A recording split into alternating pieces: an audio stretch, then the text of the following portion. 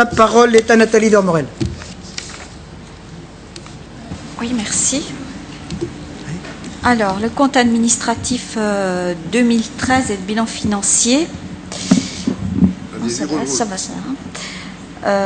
Effectivement, ça a permis de voir que les recettes de la région ont baissé de 2,9% par rapport à l'année précédente et qu'on a eu 97 millions d'euros de diminution, ceci avec des dotations d'État gelées. Effectivement, on avait eu des recettes supplémentaires en 2012, on savait qu'elles étaient exceptionnelles, elles ne se sont pas reproduites. On a un ralentissement des recettes d'investissement, mais on sait que c'est dû au non-recours à l'emprunt et au fait qu'on ait fonctionné sur un fonds de roulement. Mais il n'en demeure pas moins que les recettes de fonctionnement ont, elles aussi, effectivement chuté de 2,7%, mais eu égard au fait que les recettes concernées, à savoir les immatriculations de véhicules et la consommation de carburant, ont baissé. Et je reviens là-dessus parce que pour moi, c'est les indicateurs du niveau de vie de nos concitoyens. On a des salaires, des prestations sociales qui stagnent, des charges fixes et la TVA qui augmente. Alors les ménages économisent, les ménages des entreprises aussi, sur tout ce qui est possible. Et les déplacements et l'achat des véhicules en particulier. Et je reviens là-dessus parce que je pense que c'est un élément de démonstration très concret que la spirale de récession qu'engendre plusieurs choses. D'abord, le dogme de la baisse des rémunérations et des prestations sociales, associé à la hausse de taxes, aussi injuste que la TVA, et au blocage des dépenses publiques. Et on voit que l'effet fait que c'est récessif et nos recettes diminuent. Alors forcément, on a raboté les dépenses de 2,7% en fonctionnement et de 10% en investissement. Et je dis ceci malgré notre volonté de maintenir les dépenses d'investissement. Force est de constater qu'on n'a pas pu exécuter le budget prévu et que ces 74 millions d'investissements prévus n'ont pas pu voir le jour. Alors, certes, dans de nombreuses réalisations prévues, les cofinanceurs n'ont pas été au rendez-vous. Certes, les durées de réalisation des investissements sont toujours plus longues, mais en 2012, on avait quand même réalisé nos prévisions d'investissement à 80%. Et d'ailleurs, si on compare le budget réalisé 2012 à celui réalisé 2013, on constate que notre région investit 22 millions de moins que l'an passé. Mais là où je trouve que l'argument de M. Grappin ne tient pas, c'est parce qu'il n'y a pas une telle étanchéité entre investissement et fonctionnement. Et réduire drastiquement le fonctionnement, c'est réduire aussi et c'est fragiliser des structures porteuses d'investissement. Et c'est pour ça que c'est grave de réduire autant d'un côté que de l'autre.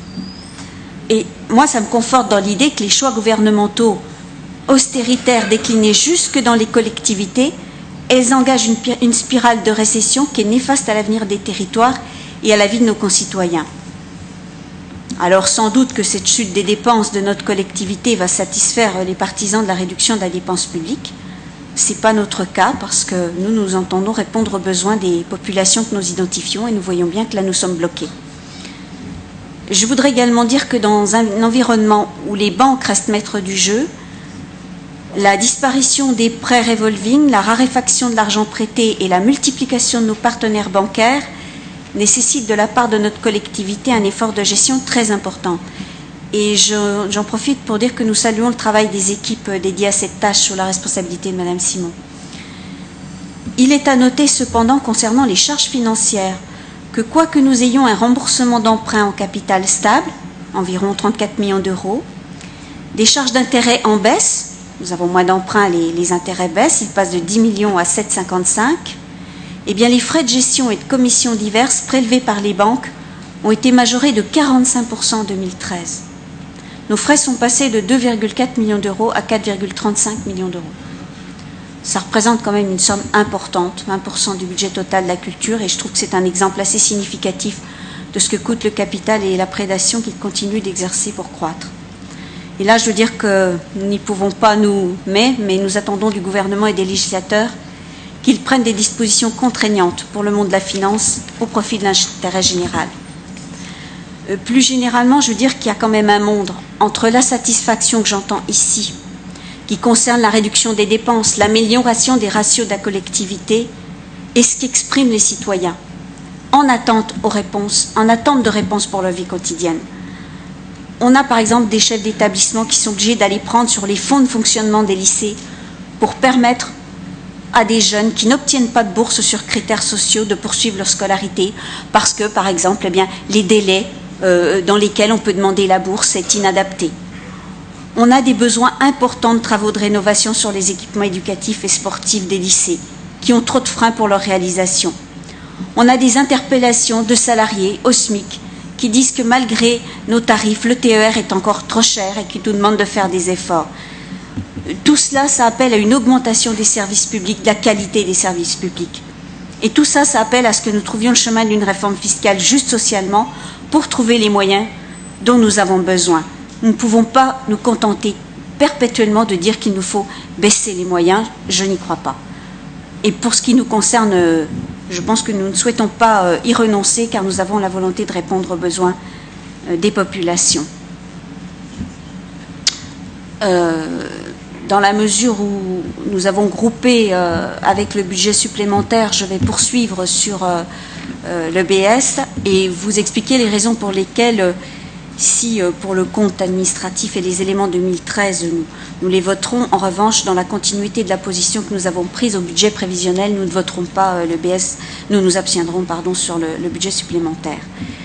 Il fait apparaître des recettes réelles supplémentaire de 4,3 millions d'euros en ce milieu d'année, mais il entérine parallèlement la non-réalisation encore plus importante en masse financière d'une partie des actions prévues, puisque 5,2 millions des réalisations ne seront pas faites.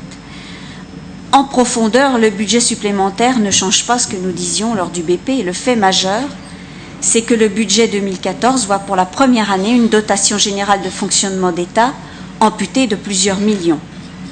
Et eu égard à ce qu'on voit dans le budget 2013, nous pouvons penser que les effets d'une baisse de 5 millions d'euros de dotation vont se conjuguer avec une régression des autres recettes, quelle que soit leur nature, du fait de la stagnation de l'activité économique et de l'augmentation du nombre de demandeurs d'emploi et donc de la diminution du pouvoir d'achat de nos concitoyens. Et sans doute l'annonce des nouvelles mesures de restriction budgétaire par le Premier ministre pour les 3 années à venir n'est-elle pas étrangère à l'absence dans ce budget supplémentaire de la poursuite de l'investissement prévu dans les rames TER? Et je pense qu'on peut, à juste titre, dans ces circonstances, poser la question de la réalisation de la première phase de l'investissement prévu au BP.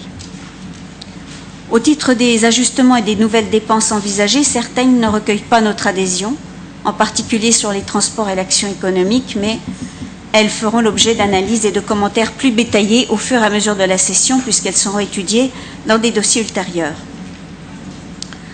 Nous devons bien mesurer que les inévitables réductions ou abandons de politiques publiques qui seront la conséquence de ces budgets en récession vont générer des effets négatifs et puissants sur le plan social, sur le plan démocratique et je pense aussi sur le plan de la représentation de la République.